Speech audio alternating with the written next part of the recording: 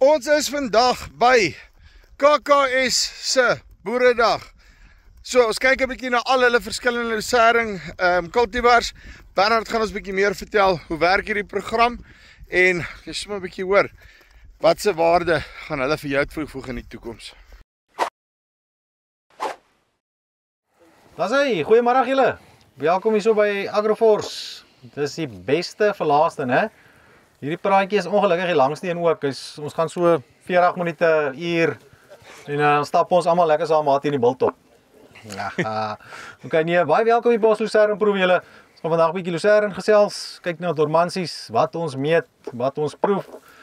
En dan natuurlik ook het ons vir Fatboy daar wat julle ingestap het, né? Jy moet Fatboy onthou, is 'n belangrike naam en is 'n fantastiese sorghum. So as jy wil verder lees oor hom, moet julle bietjie kyk op ons nuwe webtuiste wat nou uit is. So ja, Fatboy. Dan gaan ons 'n bietjie gesels oor enting, Rhizobium, kwaliteit, lucerne bestuurswenke. Almal van ons hier het al iewers 'n pad seker gestap met lucerne of ons weet ten minste van hom. Oom Johan sê hierso hy gaan nou nie meer eie doen nie, hy gaan nou terug lucerne toe hy nou hierdie 811 sien van ons. Nou ja, ons kyk hierso amper 300 blokke wat hierso is. So ons toets baie lucernes en nog gaan harde werk en nie van myselfie, van die span van Agroforce. Ek kom kyk net wat lyk mooi. So ons doen dormansie 6, 7, 8, 9 en 10. Dis maar Suid-Afrika wat werk. Ek sien die Europeërs nie ek rond met 'n dormansie 2. Ek sien nie lekker waar hy gaan werk nie. So as ons kyk na ons dormansies 6, 7, soos die ou wat bietjie inlê op 'n Sondagoggend voor kerk, hy sê nog net 5 minute. So hy gaan slaap so 'n bietjie vroeër in die winter en dan spring hy weer bietjie later weg. Nou ons dormansie 8 is die middelkind wat die beste van beide het. So ek vind dis 'n baie goeie balans tussen kwaliteit en opbrengs en ook daarom 'n weidingstoleransie vir as 'n man bietjie wil merino skaap of 'n ding injag. En dan ons 9 en 10. Dis ons partytjie diere of soos die nuwe iPhone 17. Jy weet al die funksies, al die opbrengs, maar hy vat bietjie battery. So ongelukkig boet ons in daar met hierdie hoë dormansies dat die leeftyd effens bietjie korter kan wees, maar as die tonne dit regverdig, dan maak dit sin en as ons die water het ook, maak dit ook sin. So hier waar ons is, het ons nie altyd die gerieflikheid om 'n 1000 plus millimeter neer te sit nie. Ons het nie so baie somerreën nie. So met ander woorde, dit pas nie by elke ou nie. So daarom het ons 5, 6 dormansieklasse wat ons elke ou op sy meriete kan hanteer en die regte ding aanbeveel vir ou se kondisies. Ons weet natuurlik die areas is ons lief hy is standaard. Hy's mos nou maar gehard en 'n lae kroon. Maar as ons bietjie wil kyk om ons produksie of ons kwaliteit bietjie 'n hupstoot te gee en ons het die water en die kapasiteit om dit te bestuur, dan is daar baie lekker opsies op die mark. Ons het ons Force reeks laas jaar geloods met groot sukses. Die Force 811, die 1011 en die 1012. Nou waarom het ons dan nou nog uitgebrei?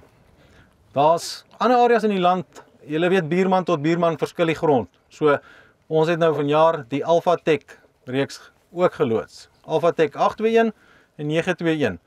Nou kom.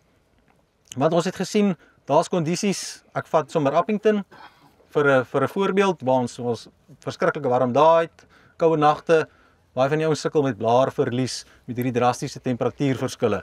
So ons wil kyk vir 'n produk vir daai area, iets wat bietjie beter blaarhou vermoë het, ekskuus.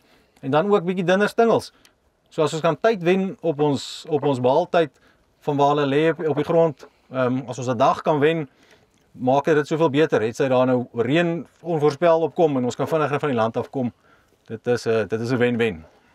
Dan wil ek bietjie praat oor lucerne enting. Ek seker julle almal weet daarvan, weet iemand dalk wat is die naam van daai bakterieë wat ons opsit? Ras, ek kies om so. Rhizobium. So Rhizobium is 'n bakterie, né? Hy gaan op ons wortelaartjies van ons lucerne. Hy bly daar en hy veroorsaak 'n swelling. Hy groei daarso. Ken iemand daai swelling se naam? Daai knoppie wat hy maak? Hy noduleer, hy maak 'n nodule en hy bly daar binne in daai noduletjie. Bly ons bakterieë want hy is nie so lief vir suurstof nie. Plant gee vir hom sy koolhidrate, sy energie en daai Rhizobium kan die plant dan nou met atmosferiese stikstof voer. So daar is 'n bietjie van 'n wen-wen, né? As ons kan op 'n bietjie urium kan sny en ons entings reg doen, is dit gratis stikstof.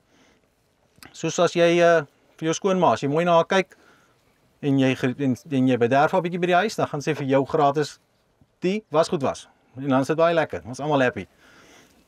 Dan wil ek verder met julle praat oor grondgesondheid, algehele grondgesondheid. Hier by Agroforce doen ons nie net lucerne nie. Ons staan nou hier so op hierdie havertjies. Ons lekker dekgewas hier in. Hy is nou natuurlik bietjie laat. So as julle maand vroeër wil kom volgende keer, dan gaan hy mooier lyk en groen wees. En ek wil julle uitnooi as julle nou bietjie rondstap, daar onder teen die bultaf hier agter my rug. Daar's 'n lekker dekgewas wat ons na groentes graag wil insit wanneer ons 'n rusland het of bietjie ietsie wil terugploeg. Nou dekgewasse, ons almal het al van die term gehoor en dit klink of dit ekstra geld is en ekstra uitgawes en nog saad en nog bewerking. Maar daar is mos nou 'n wen-wen. Ou kan nie altyd die geld wat jy sien dit nie altyd. Dit is moeilik om dit te meet. Maar as ons koolstof in ons grond, organiese koolstof bietjie kan optel, kan ons bietjie meer water vashou. En water is altyd ek wil nie sê 'n probleem nie, want ons is positief hier by Agroforce, maar dis 'n uitdaging. So as ons kan meer water in ons grond vashou, gaan ons gewas mos nou benefit daarvan en ons gaan nie hoef ekstra leibeerte te mis of aan te koop of duur te betaal nie. So wat kan ons doen? Ons kan bietjie na ons groentes wat ons baie onttrek ietsie terugsit. Wat sit ons terug? Ons soek bietjie wortels, ons kan bietjie pele terugsit. Nou agter my het ons bietjie swarthaver wat ons kies. Weet enigiemand hoekom swarthaver populêr is? So Aardappel SA het op dit en op mosterd spesies groot studies gedoen. Dis die swakste gasheere vir letsel en knopwortel alwurm. So dit is 'n goedkoper manier om 'n berokingseffek in jou alwurm weg te keer as om jou grond te berook of te spuit of dierchemies te behandel. So as ou daai probleme het, begin met 'n swarthaver. Dit is 'n eenvoudige dekgewas, nie moeilik om te vestig nie. Ou kry goeie kwaliteit weiding, jy het bietjie wortels in die grond en bietjie koolstof wat jy kan terugsit. So gaan kyk na daai dekgewas en as jy vra het of van die gewasse asseblief vra ons. Hier's 'n paar Agroforce baadjies. Llewellyn, hy werk in logistiek, ekskuus. Ja, is daar enige vrae van julle kant af? Iets waar julle wonder, lucerne, wenke, tips? Ons het nie al die antwoorde nie, maar ons hou van planne maak. As jou grond nou bar lê, vir die alwurm spesifiek. Ja. Of jy sit nou die dekgewas, wat is beter of is dit dieselfde? Hange wat se onkruidsaadbed jy het. So diverse goed plant, ek gaan nou sommer daar begin. As jy diverse mengsel plant, dis ook nie altyd 'n goeie ding nie, want sekere spesies, sekere radyse kan weer 'n ander tipe alwurm lok. So dan wen jy nie eintlik nie. Maar as jou grond bar lê, gaan hulle op enige organiese goed wat daar moontlik is wat hulle op kan bind, gaan hulle gaan bind. So as jy soos 'n swarthaver plant wat 'n swak gasheer is, hy maak nie die alwurm dood nie. Dis nie 'n oplossing nie. Jy stel eintlik maar die probleem weg, hy keer hom net. So jy gaan nie op sy wortels alwurm kry dat jou ei of wat ook al volgende inkom 'n groot populasie het. Daai populasie sal ook uitsterf met tyd. Maar as daar wortels inkom, gaan hy iewers soek om te gaan leef. So dis 'n goeie breek om hom weg te hou. So baie van die tabakouens sukkel ook met dit, so hulle sal inkom met 'n swak gasheer voor hulle weer inkom, want sekere weidings is verbaasend 'n goeie gasheere. So hy trek weer ietsie anders aan. Maar daai is van die min gewasse wat wetenskaplik bewys is dat die alwurm gaan nie daar kom lê nie. So jou opvolgewas gaan baie baat by dit. Wanneer is jou beste tyd vir sny? Kyk jy na blom, kyk jy na hergroei? Baie dankie. Ja, so daar's 'n mooi grafiekie. Ons soek eintlik die sweet spot. So baie keer as ons blom, ons soek dalk die tonne.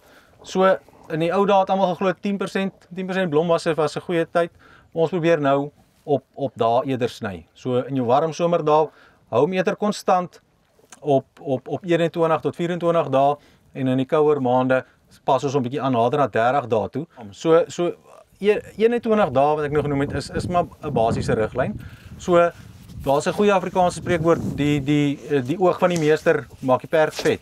So om te gaan kyk na daai hergroei en te weet dat daai hergroei is nog nie by jou snylem nie, so ongeveer 5-7 cm, is dis eintlik die perfekte tyd en dis die beste manier om dit te bestuur. Ek sê saam, so wat jy dalk inboet op 'n paar ton, kan jy terugmaak op daai kwaliteit. En Choopie hierso, sal vir julle ook sê, jy weet, as ons 'n paar grade 1 net na primas toe kan maak, ons kan nie almal nie, is daar 'n groot verskil in geld.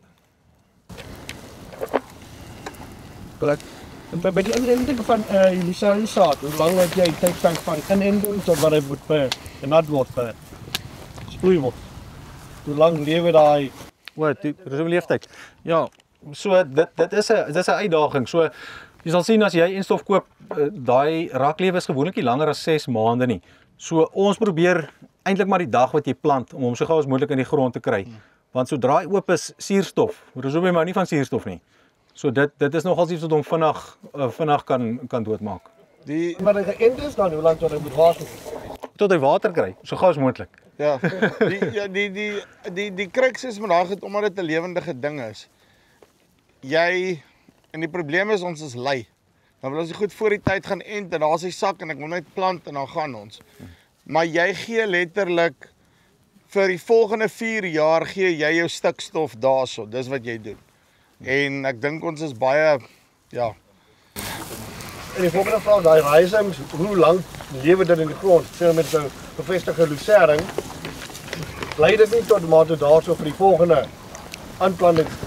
Dit doen tot 'n mate. So as jy diep gaan bewerking doen en baie suurstof gaan invoer, dan sit 'n kans dat hy kan sterf. Maar solank die lucerne daar is, jy mens kan eintlik gaan kyk. So as jy wil kyk of hy nog aktief is, mens trek 'n plantjie uit met sy wortelhare, daai wit knoppies, jy breek hom oop. As hy pink rooi skynsel het, dan weet jy daai bakterie leef nog. As hy wit en dof is, dan het hy gesterf. So hy kan eintlik baie lank lewe. Die ander ding is, as ons te veel stikstof gaan dien, gaan jy die plant lui maak.